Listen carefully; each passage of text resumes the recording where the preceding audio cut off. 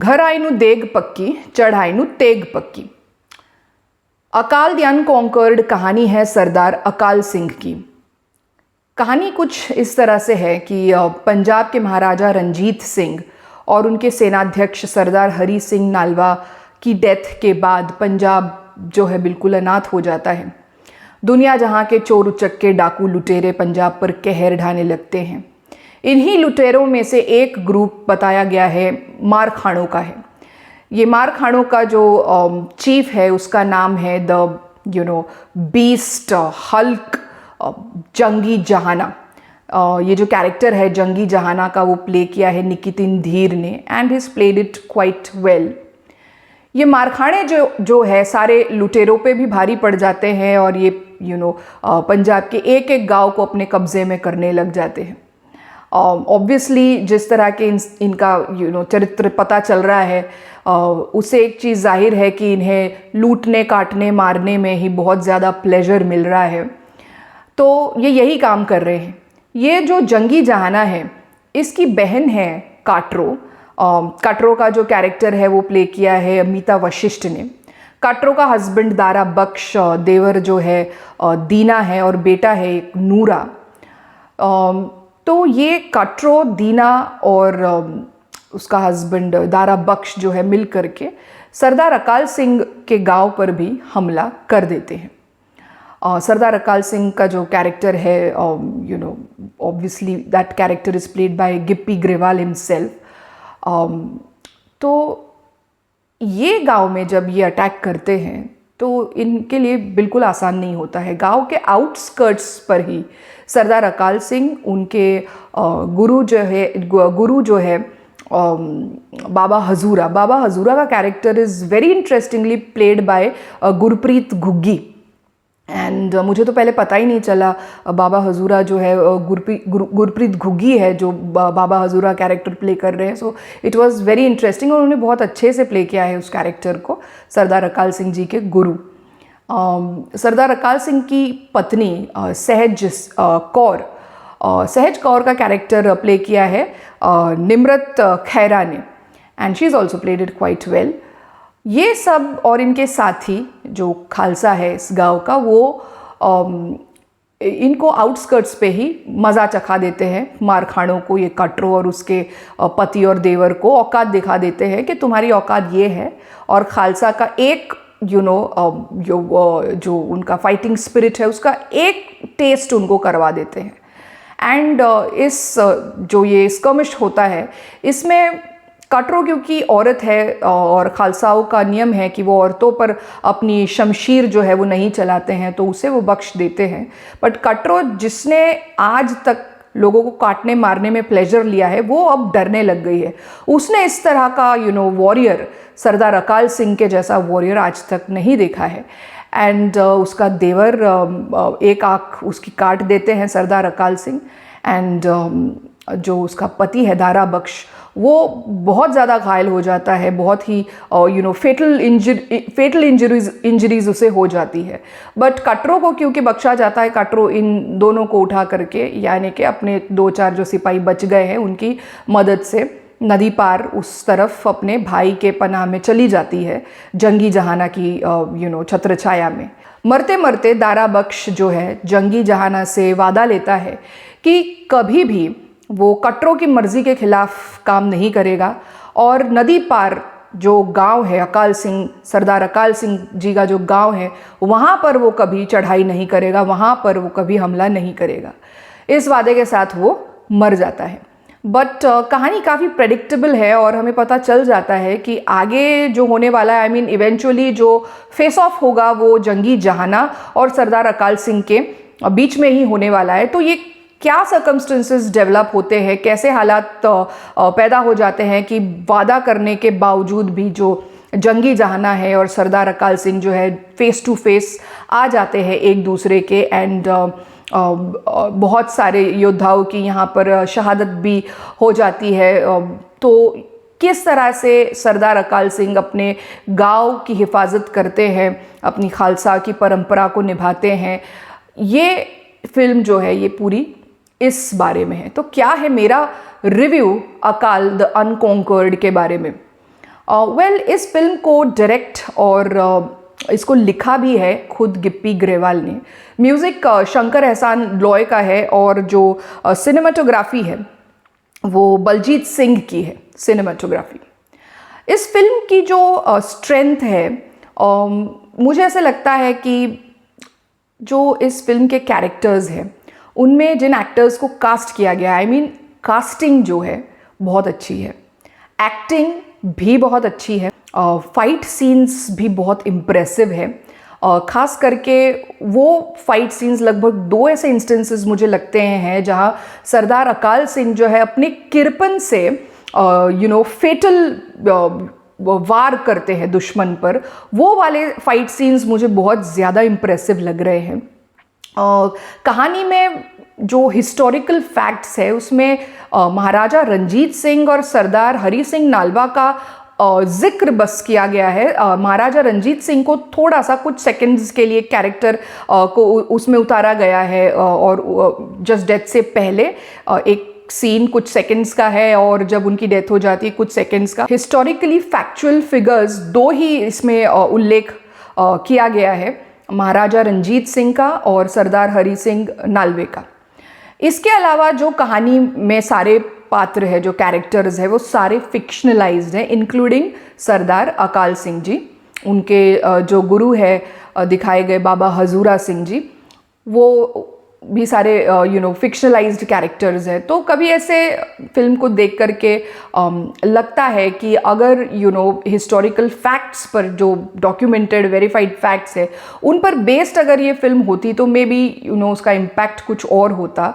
But फिर ऐसा भी लगता है कि कोई बात नहीं, जो हिस्टोरिकल फिगर्स थे, जो उनकी बहादुरी थी, जो उनका वैलर था, उसका एसेंस भी अगर ये फिल्म महसूस करवा रही है ऑडियंस को तो कोई प्रॉब्लम नहीं है, ठीक है। क्योंकि क्या होता है, हिस्टोरिकली फैक्ट्स पर बेस्ड जब फिल्म बनती है तो कई सारे लोगों में विरोधाभास भी होते हैं, हिस्टोरियंस में खुद में विरोधाभास होते हैं, पॉलिटिशियंस में होते हैं, कई सारे ग्रुप्स में होते हैं, प्रोटेस्ट्स होने लग जाते हैं जो वायलेंट हो ही सकते हैं कभी भी, और कॉन्ट्रोवर्सीज होती है बेवजह की। तो I think so in order to avoid that, ठीक है, वो उसका एसेंस भी आपने फील करवा दिया तो भी ओके है, ऐसा मुझे लगता है।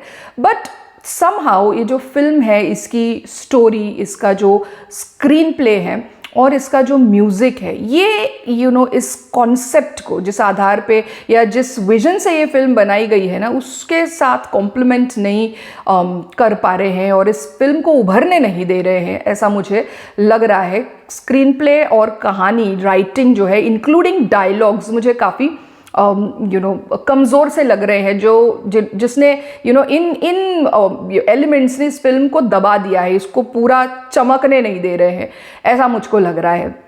बाकी एक्टिंग और कैरेक्टर्स की थोड़ी बात मैं यहाँ करना चाहती हूँ।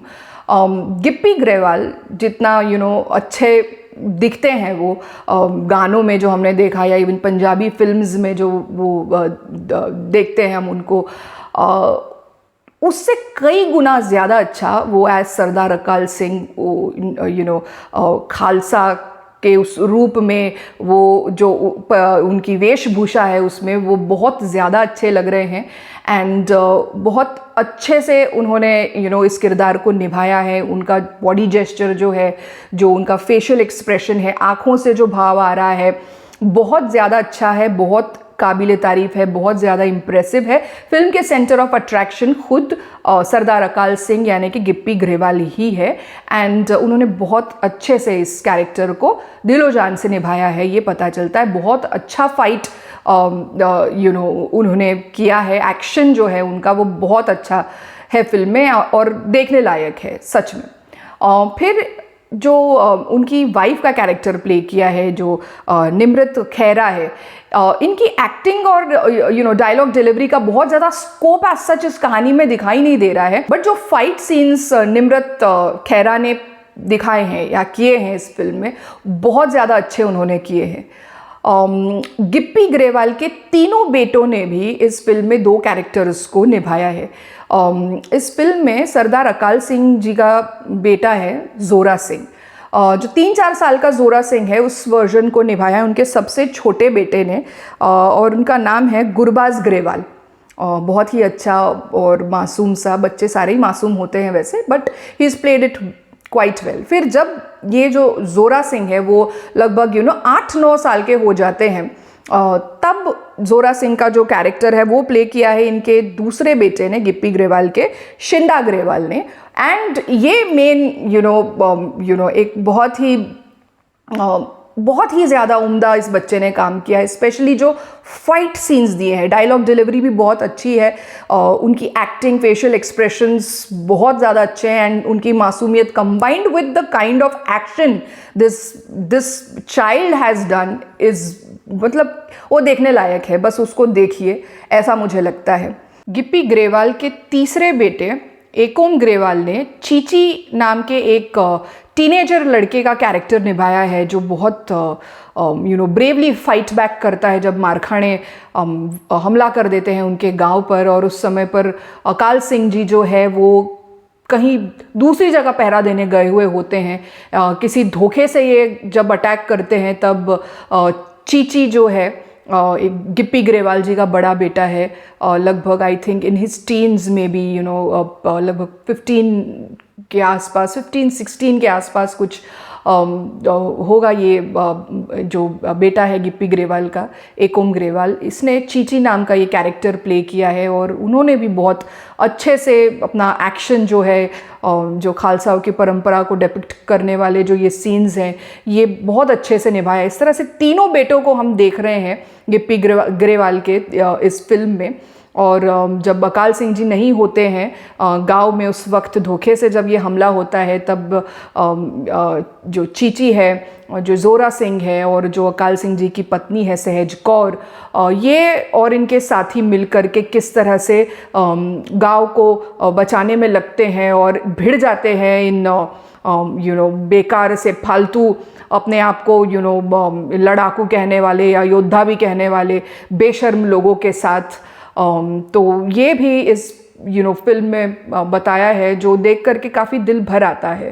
फाइट सीन्स की जहाँ बात कर रहे हैं, 1.25 लाख से एक लड़ावा जो गुरु गोबिंद सिंह जी का जो ये कहना है, इस गुरु वचन के ऊपर बेस्ड एक सीन इस फिल्म में दिखाया गया है टूवर्ड्स दी एंड, जहाँ सरदार अकाल सिंह जो है अकेले इतने सारे जो जंगी जहाना के सिपाही हैं उनसे भिड़ जाते हैं, वो भी बहुत अच्छा बताया है। बट उस सीन को देख करके ना एक कंपैरिजन कहीं ना कहीं हो जाता है। इसी तरह के गुरु वचन पर बेस्ड सीन हमने केसरी में भी देखा था, जो अक्षय कुमार ने इसको प्ले किया था। नेवरदलेस वो बहुत ही ज़्यादा इंटेंस और अच्छा है। केसरी का सीन जो है उसका अपर हैंड रहेगा हमेशा। उतना अच्छा ये नहीं बन पाया है, उसको नहीं छू पाया है, बट नेवरदलेस बुरा भी नहीं है, काफ़ी इम्प्रेसिव है। एंड जैसे मैंने किरपन के जो बताए हैं, वार जो करते हैं, फेटल वार जो सरदार अकाल सिंह कर रहे हैं, वो देखने लायक है एक्शन में।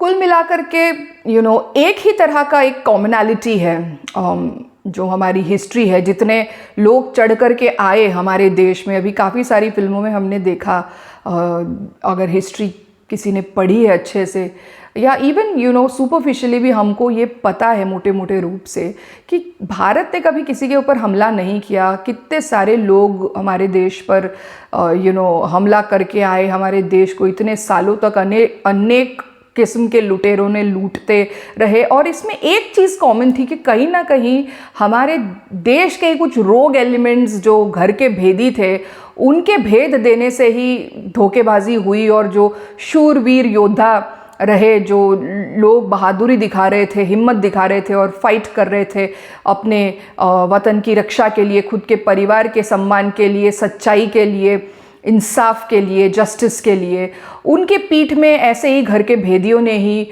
भेद किया। तो ये यहाँ भी इस कहानी में भी ऐसा ही कुछ देखने को मिलता है। नेवरदलेस ये जो फिल्म है वो खालसाओं के उनके बहादुरी की सुगंध का एहसास करवा रही है, तो उनके सम्मान में इस फिल्म को देखना बनता है। फिल्म की एंड में मुझे लगता है जगह रखी गई है इसके सीक्वल के लिए। थोड़ा कुछ अनक्लियर सा है, या ऐसे लग रहा है अभी कंटिन्यू वहाँ से होगा।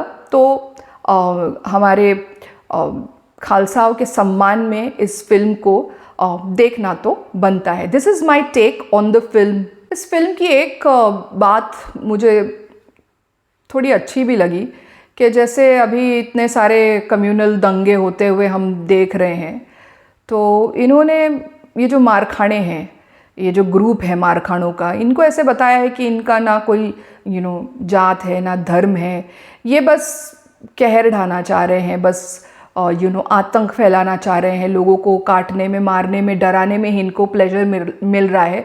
तो किसी भी समूह से, संप्रदाय से इन्होंने इसको जोड़ा नहीं है। एक ठीक ही लगता है और इस माहौल को वर्स करने से क्या फ़ायदा है। तो ये भी एक बात मुझे ठीक लगती है।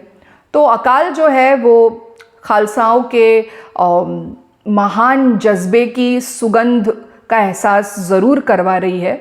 हालांकि जो एलिमेंट्स हैं मैंने रिव्यू में पीछे बताए हैं वो इसको उभरने नहीं दे रहे हैं, बट बावजूद इसके इन महान योद्धाओं के सम्मान में इस फिल्म को देखना बनता है।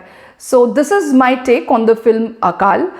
शेयर कीजिए आपको ये फिल्म कैसे लगती है। अगर आप रिलेट कर पा रहे हैं मेरे रिव्यू करने के तरीके से, अगर आपको पसंद आ रहा है मेरा रिव्यू करने का तरीका, then do like, share and subscribe to my channel. See you in the next video.